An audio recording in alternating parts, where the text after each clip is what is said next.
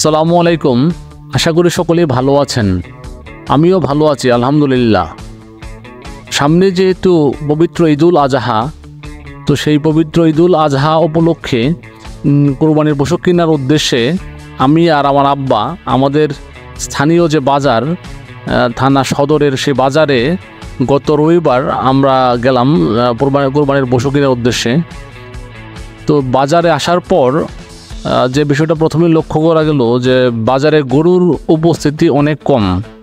যেহেতু পবিত্র ঈদুল আজহা হচ্ছে আগামী সোমবার, আমরা বাজারে আসলাম রবিবার দিন, তো প্রায় 5-6 দিনের এখনও বাকি আছে। তার জন্যে আসলে বাজারে গরুর উপস্থিতি খুবই কম। তারপর আমরা চেষ্টা করলাম যে যেহেতু আসলাম বাজারে, তো দেখি কোরবানির পশুটা আজকে ক্রয় করা যায় কি না। তো আমরা বিভিন্ন গরু দেখতে থাকলাম আমাদের বাজেট অনুযায়ী।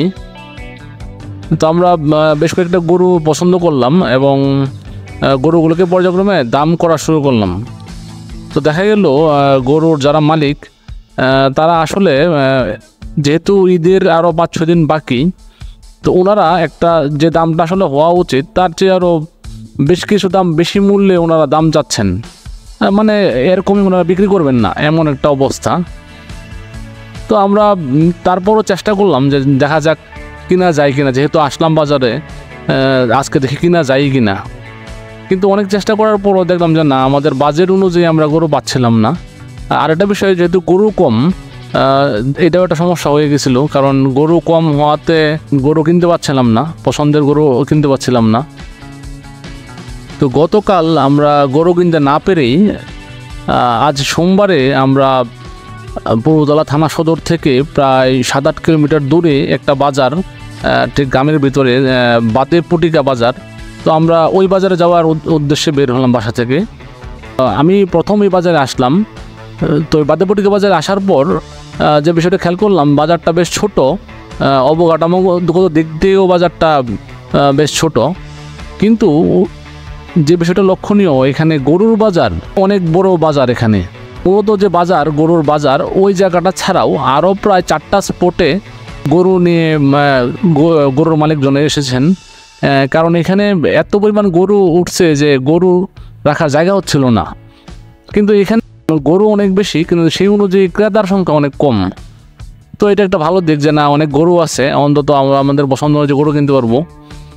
তো আমরা বিভিন্ন গরু দেখতে থাকলাম, দাম দর করা শুরু করলাম। তো দেখতে দেখতে তো অনেক গরু, তার মাঝ থেকে আমাদের বাজেট অনুযায়ী গরুটা বাছাই করার চেষ্টা করতে থাকলাম। তো এক পর্যায়ে আল্লাহর অশেষ রহমতে একটি গরু আমাদের দাম এবং পছন্দ অনুযায়ী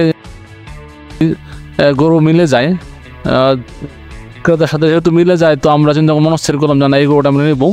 তো ওনাদের সাথে দামে বনাবনি হওয়ার কারণে আমরা একটা গরু পছন্দ করে সক্ষম হই।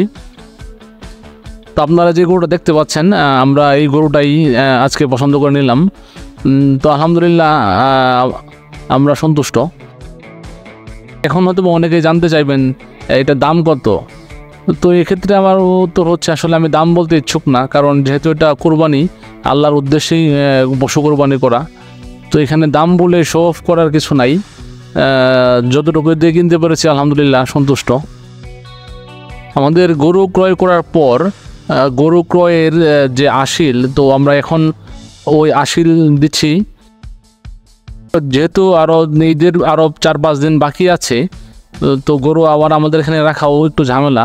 তো আমরা গরুর মালিকের সাথে কথা বললাম, ওনাদেরকে বুঝিয়ে বললাম যে গরুটা কষ্ট করে আপনাদের রাখতে হবে, যেহেতু আরও 4-5 দিন বাকি আছে। তো আপনারা গরুটা আপাতত রাখবেন, ঈদের আগের দিন আমাদের বাড়িতে পৌঁছে দেবেন। তো এক্ষেত্রে গরুর খাবার বাবদ যে খরচটা হয় আমরা আপনাদেরকে দিয়ে দিব। তো ওনারাও ভালো মানুষ, ওনারাও রাজি হলেন। তো আমরা গরু ওনাদের কাছে রেখে চলে আসলাম।